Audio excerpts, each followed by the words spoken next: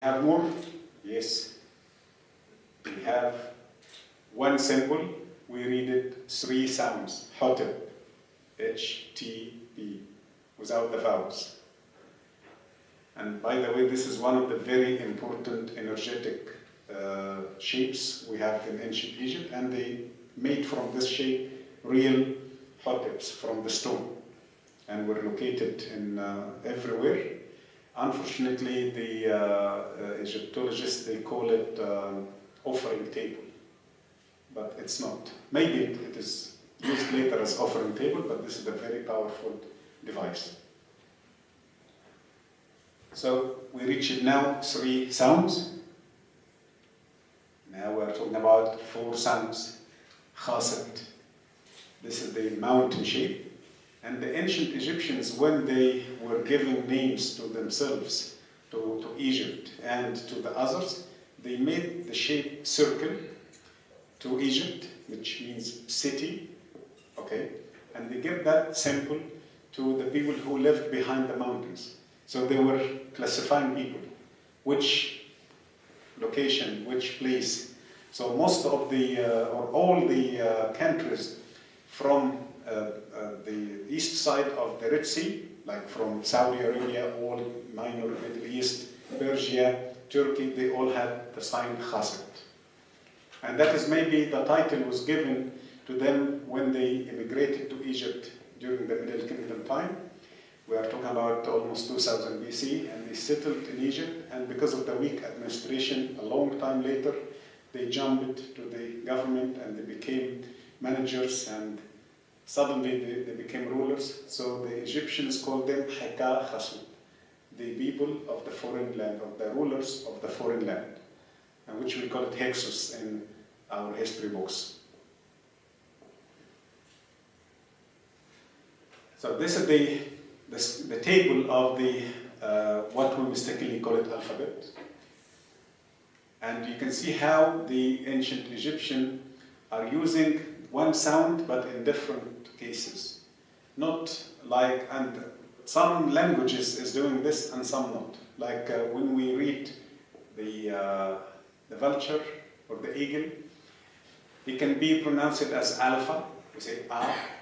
In Arabic we don't have this. In Arabic we have a certain letter A, and a certain letter when we say cat. It's still A, but we add something to express its A, not A. You got it? Not in the middle of the word, but in the beginning it must be written, we must read it A, with a stress here from the throat. You will realize that the Egyptian used natural symbols, nothing from different or from imagination, everything from what they realized. And my belief that when they used the symbols of one sound, at least most of the symbols are doing this sound. Like the vulture, that is the sound of the vulture, the sound ah. And if you like nature, and some people realizing the birds, especially the eagle, that is the sound the eagle is doing from time to time, like screaming, saying ah. Okay, but in a different way, but this is the sound. Like the viper down there, it makes the sound, so they choose it as F. Okay? And some examples like this. So you can see, as an example, that shape, like a square, that is they say this is the front shape of the house. The angle on the left side, that is the door, and to the right side, that is the window. That is the basic symbol shape of the house, with the door and the window to the right side. And different type of snake, giving different sound.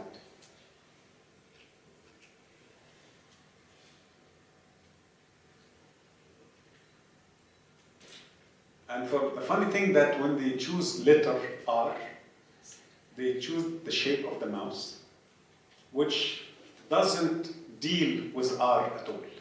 When you say R, your lips are not moving. Okay? That's why they made open lips, because you cannot say R with closed lips. Right? So they made open lips saying the R. Because they try to think how we can make the R. Can we use the tongue? But the tongue is saying most of the letters. Okay, so that is how they decided to make the shape of the R. And the last letter there, that is the shoulder, and the arm, and the hand. And that's it. Most of the people who are doing the golden or silver cartouches, they make this mistake. When you give them your name to write it in Egyptian, and your name as an example is Alfred, so they shall use the eagle. They shall not use this, because this is Ayn. But because it is not in the European language, like the famous actor, Egyptian actor, Omar Sharif. Omar, actually, we don't say it in Arabic, Omar, we say it Omar. But because it has the vowel O in the end, behind Ayn, so we say it Omar. So we write it O. But if it has the vowel A, we call it Amr. If it has the vowel E, we call it Imad. So that letter shall become Egyptian use, not any foreign use. Okay, that is all different for you, the last few minutes. So I promised you to help you how to find the way to read the glyphs. The good thing that the hieroglyphic teachers, they made a great way that they made all the signs classified as groups, like this is group A, not all of it of course, but everything relating to a man shape, man, not woman, a man shape, and they give it A, A1, A2. So if I'm sending to one of my colleagues a word, and if I send, as an example, A3 or A4 part of the word, he may, if there's bad handwriting or bad printing, he will be confused a little bit. Which one it is A3 or A4? That's why we send the code. This is the symbol, that is the code. So he will be sure 100% this is A3, not A4. And that's why he's going to find the right word. Okay? Another example for women, they give them B, B1, B2, B3 actions.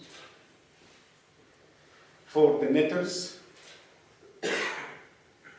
okay, and we have a long list of groups. We have more than, maybe we are talking about almost 1,000 symbols as individual symbols. So the PDF, I'm going to send it to you. If you give me your email address, I can send it after the lecture to you. We have PDF for the signs with the code, and another PDF like a dictionary. So we need the first one to recognize the symbol, and what the code of the symbol, and what is the basic meaning.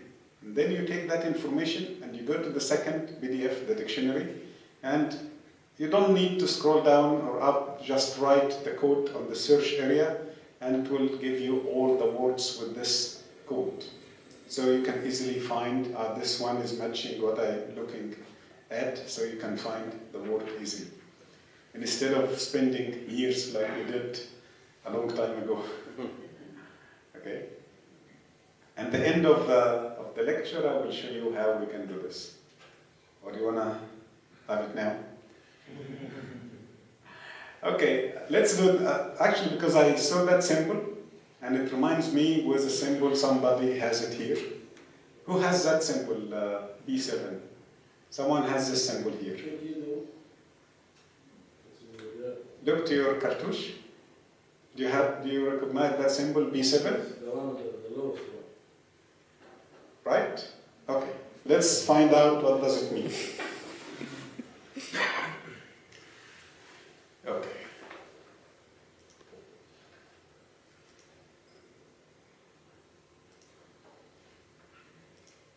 Okay, so the first thing we look for Alan Gardner sign list.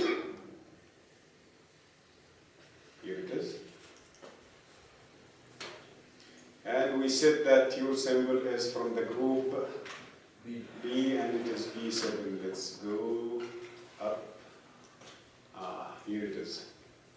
Queen wearing diadem and carrying flower. Are you happy with this or you need more information? You sound like a priest. Okay. Okay, let's find deeper information.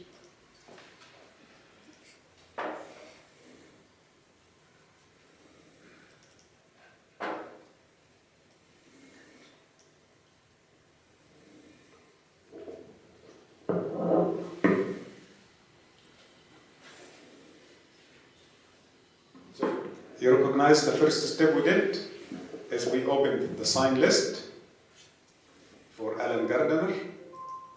And what if you don't know the symbol?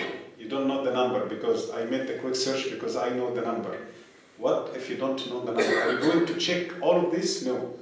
At the end of the PDF, they arranged the groups all together.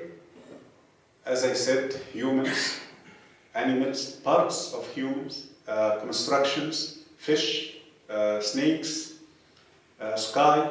So that is easy. You can recognize what you're looking at, part of what.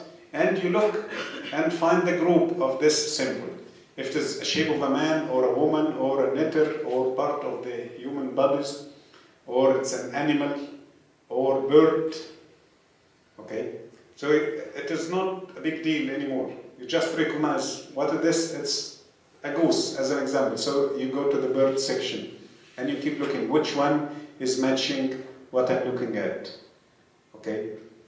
This one or that one. And you look carefully. Again, some letters or some symbols are very similar, but there is tiny detail, like this example.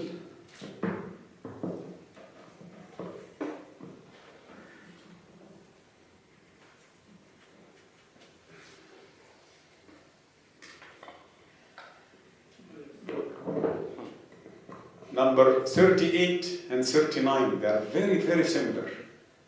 But the tail, that is the difference. And from the tail we understand that number 38 is a duck. Number 39 is a goose. You see that a kind of detail like this, they didn't forget to mention.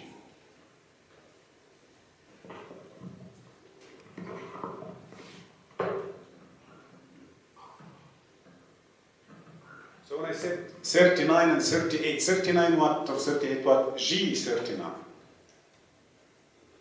So from here you can get the information. So we are looking to G39 or 38, and as I told you, you can go up and you can find the G here, 38, 39. Okay, so here it's saying a goose, 38, I made a mistake, and 39 is the duck. And each one has a different name, different sound. We didn't forget Renee, so look, go to the dictionary. What was the number of your symbol? B7. B7.